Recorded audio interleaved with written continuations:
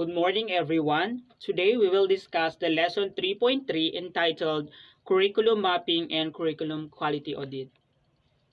We have here the three desired learning outcomes. First, define curriculum mapping and curriculum quality audit. Second, explain the benefits of curriculum mapping and curriculum quality audit. Third, familiarize oneself of some example of curriculum map. To start with, let us define what is curriculum mapping. Curriculum mapping is model for designing, refining, upgrading, and reviewing the curriculum, resulting in a framework that provides form, focus, and function. This is according to Hale and Dunlap 2010. So one example of curriculum mapping is the K-12 curriculum guide for basic education and the syllabus for the tertiary. Some curricularists would describe curriculum mapping as making a map to success. Are common questions that asked by different stakeholders like teachers, colleagues, parents, school officials, and the community as well. These are the following questions. First, what do my students learn? Second, what do they study in the first quarter? Third, what are they studying in the school throughout the year? Fourth, do my co-teachers who handle the same subject cover the same content, achieve the same outcomes, use familiar strategies? Fifth, how do I help my students understand the connection between my subject and other subject within the year or next year? So curriculum mapping may be able to answer these following questions above. Furthermore, mapping will produce a curriculum map, which is a very functional tool in curriculum development. So, sobra akong agree doon sa statement na iyon. Bakit? Lahat ng mga questions na ito ay masasagot ng curriculum mapping. Kasi ikaw, as a teacher, you are designing your own curriculum for the improvement and development of your student. So, first question, we have here the what do my students learn? So, doon, for halimbawa, isa kang teacher sa grade 7. Lahat ng subject doon sa grade 7 is gagawan mo ng curriculum mapping which is naka-align yan sila lahat.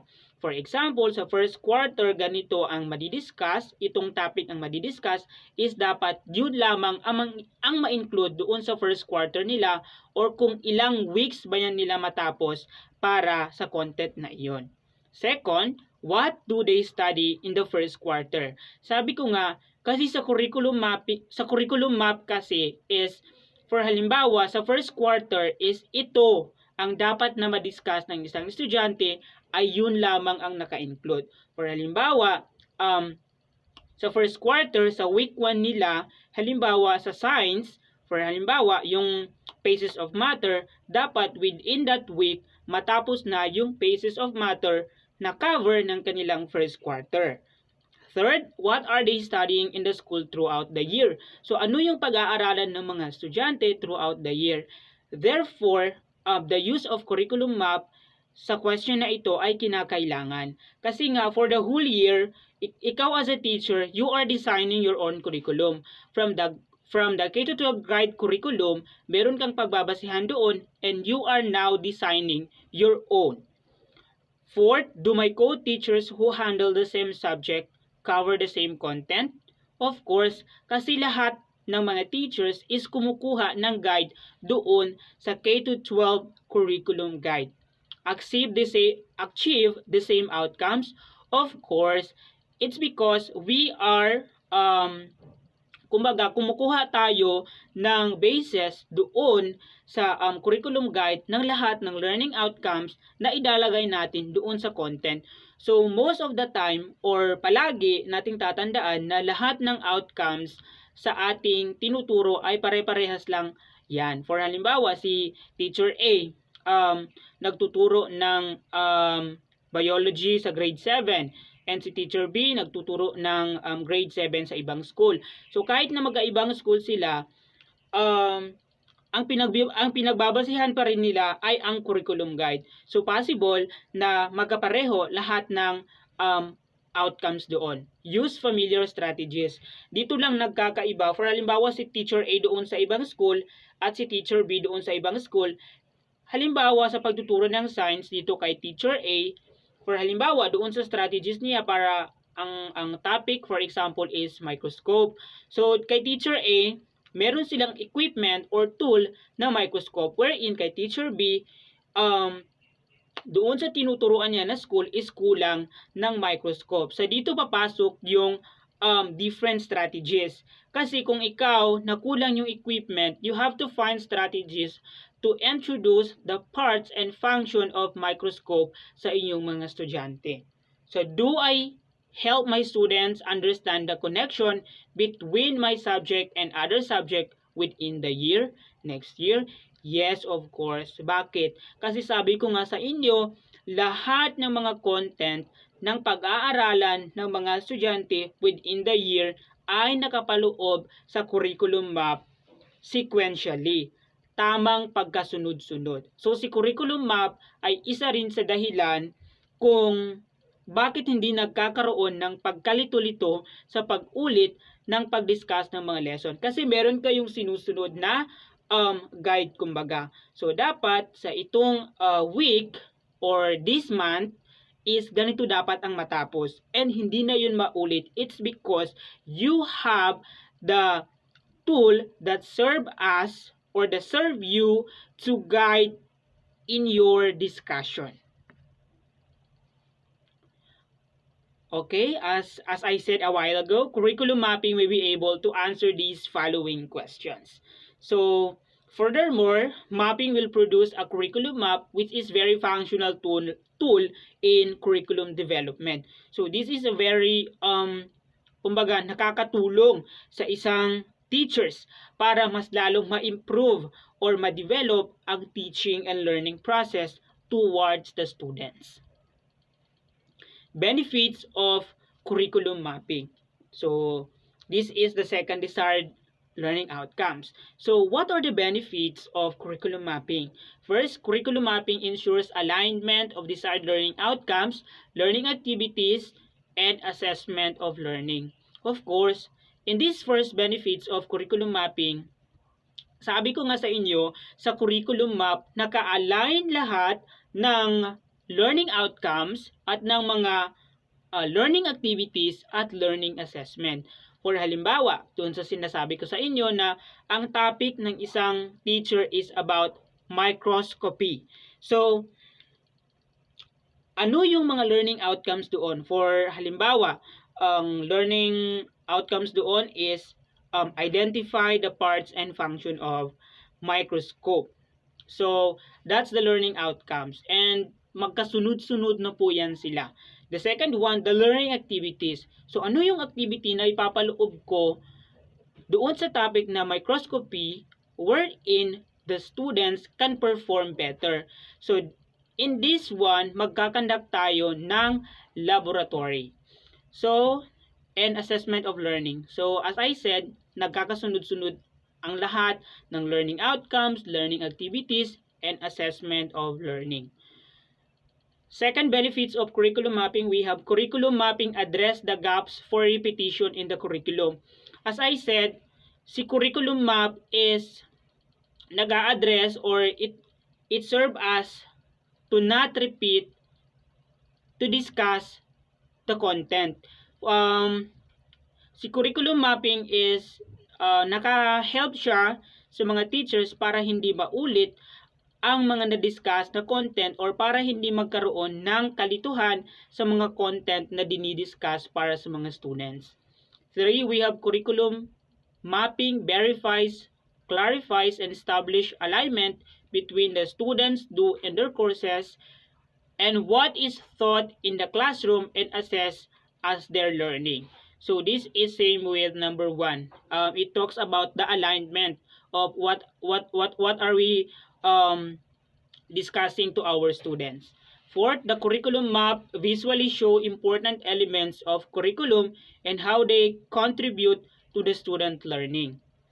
Fifth, curriculum mapping connects all activities from instruction, pedagogies, assessment, and professional development. Yes, si curriculum mapping, it will serve as na magagamit natin para maging effective yung pagtuturo natin. Kasi from the recommended curriculum to written curriculum, thought curriculum, and supported curriculum, all of that are aligned because that was written in the recommended curriculum. So kung ano yung mga suggestions doon sa um, recommended curriculum, yun yung sinusunod ng mga teachers. Maliban na lang kung ang mga equipment or materials doon ay hindi available sa paaralan at doon papasok yung different strategies na gagamitin ng isang teacher. Next, we have curriculum mapping process. Example process for basic education. So these are the processes. How are we going to make a curriculum map?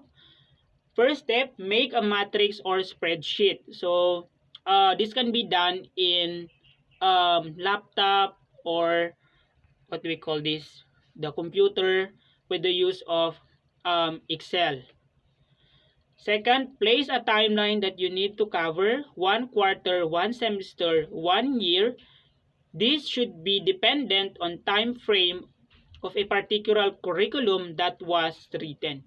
So i-include natin yung doon sa top, i-include natin ang timeline kung kung ang content na ba ito ay pasok siya sa one quarter or sa second quarter. So ang isusulat lang natin sa 1 quarter are those content na sakop lang ni 1 quarter. At the same time, the 1 semester or the 1 year. Third, enter the intended learning outcomes, skills needed to be taught or achieved at the end of the lesson. So, doon sa ginawa mong spreadsheet, doon sa Microsoft Excel, you have to include all of the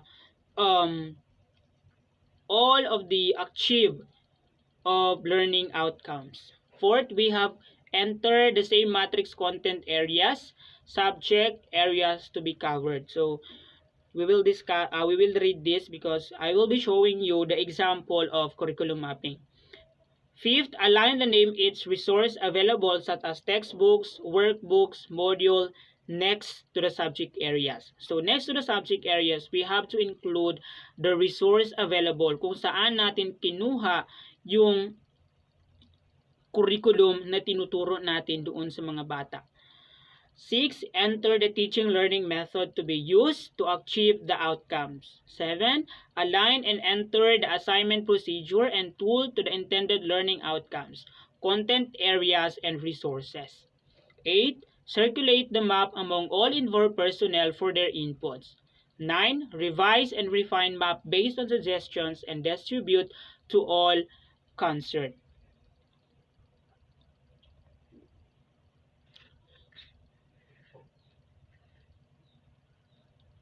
So we have here a quotation or the scenarios that most of us are asking.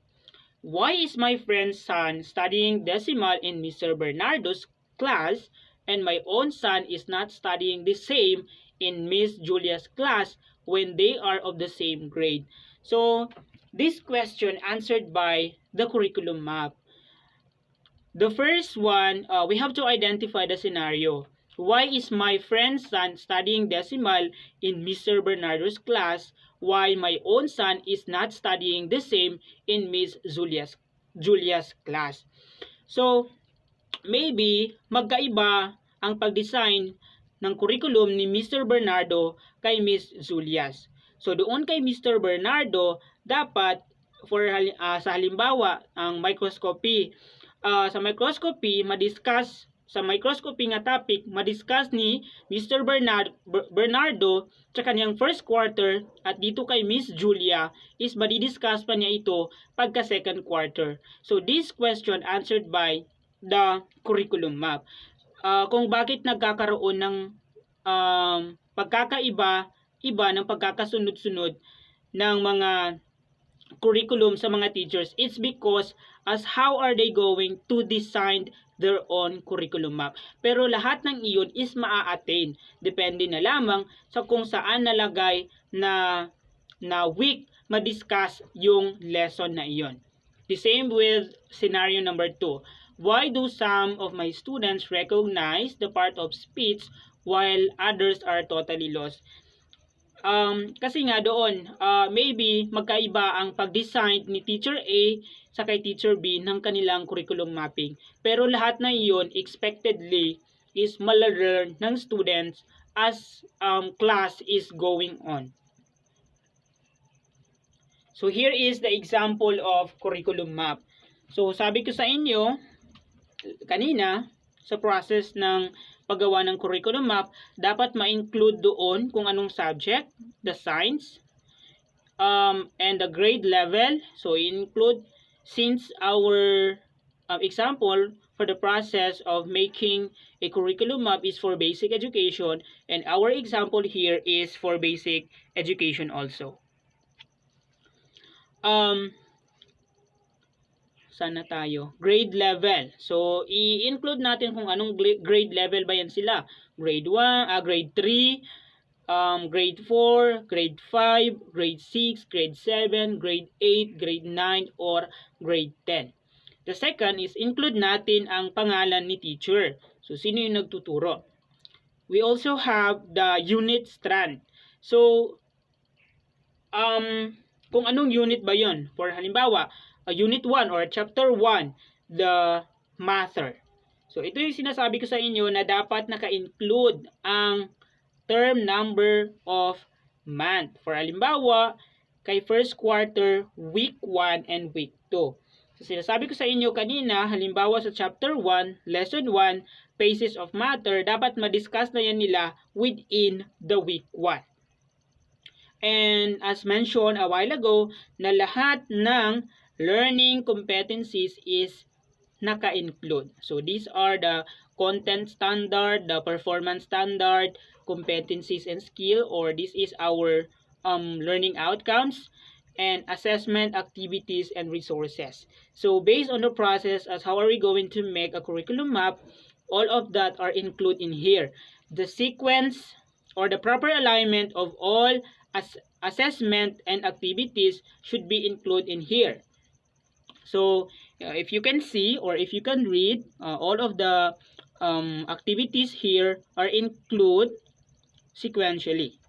So, ang makonclude natin dito is dapat we as a teacher is maging responsible tayo sa time frame natin. For maliban na lang kung may mga important matter na pinuntahan si teachers, like seminars, trainings para sa improvement ng kanilang pagtuturo. So doon na nagkakaisa rin yun sa dahilan ng pagkakaroon ng late na discussion doon sa ating senaryo kung bakit doon sa class ba o doon ang anak daw ng friend niya doon sa class ni Mr. Bernardo ay hindi pa niya napag-aaralan ng decimal, doon kay Miss Julia, while kay Sir Bernardo is napapag-aralan na nila. It's because of the factors. Curriculum quality audit. The curriculum quality audit requires a written curriculum and the tested curriculum linked to both the taught and the written curricula. So based on the definition, that one example of curriculum audit is the lesson planning. We are making a lesson plan, daily lesson plan, for us to plan the discussion for the entire or for us to for us to plan the entire discussion for an hour.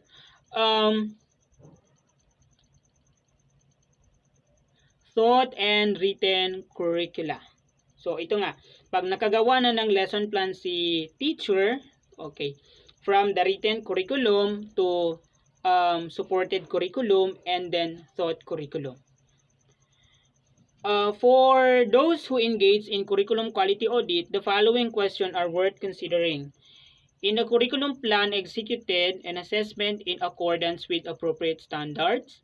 how does the school system conform the standard quality instructional organization like specificity, quality, and scope for teaching, learning, and assessment? 3. Are all students achieving success, quality, and effectively? If not, what can be done about it? So, si curriculum quality audit, if I'm not mistaken, these are the accreditors. For halimbawa dito sa CFCST, we are the ISO accreditors. So, from the written curricula to taught curricula, they are, kumbaga, chine-check yun ng ating mga accreditors. Kasi, um, the reason why kung bakit nila chine-check iyon, para makita yung performance ng school. Kung ang school ba ay sumusunod sa standards na pinapatupad.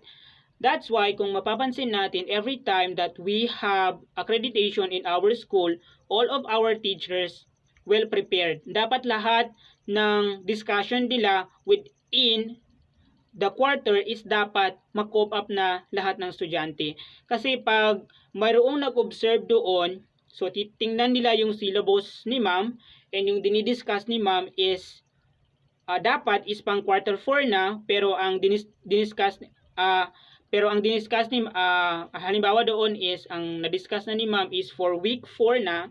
Again, week 4 ang dapat na ma-discuss ni ma'am, wherein ang dinidiscuss pa na doon sa observation is week 3.